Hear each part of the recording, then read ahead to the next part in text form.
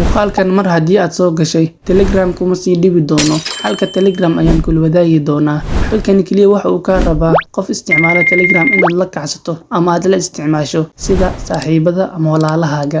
Muuqaalkan u qurxi sida aan ku caawiyay oo kale like share iyo subscribe. Assalaamu calaykum, soo dhawaada dhammaan saaxiibada.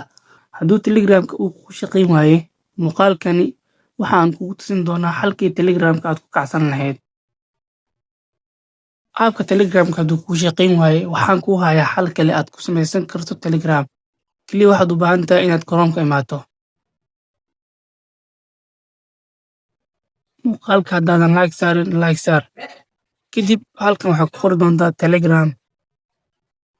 Telegram ku qor. Dashcom raacsi. Then search ku dhufo. Kadib waxaad doorataa kan ugu horeeya. Telegramka ugu horeeya taabso. Kadib sidan ayuu kuu soo saari doonaa nambarka ay gasho hoos. Qaybta korna waxaa ka dhigtaa Soomaali. Muuqaalka haddaadan weli like saarin, like saar. In waxaad samaysaa next taawo. Then code ayuu ku weydiin doonaa. Telegram qof saaxiibkaaga hadduu kacsan yahay.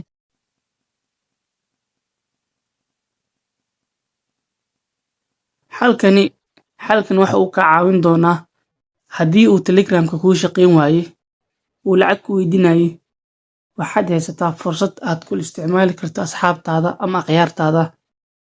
Halkan haddaan kula wadaagayo wax lacag ah kuma weydiin doono haddii aad u samayso sida aan kuugu tilmaamay. Kadib nambarka ay code markaad soo geliso xaggana password ayuu ku weydiin doonaa. Passwordka inaad saaxiibkaaga weydiisid uma baahnid, kaliya passwordka halkaas ayuu kugu qori doonaa.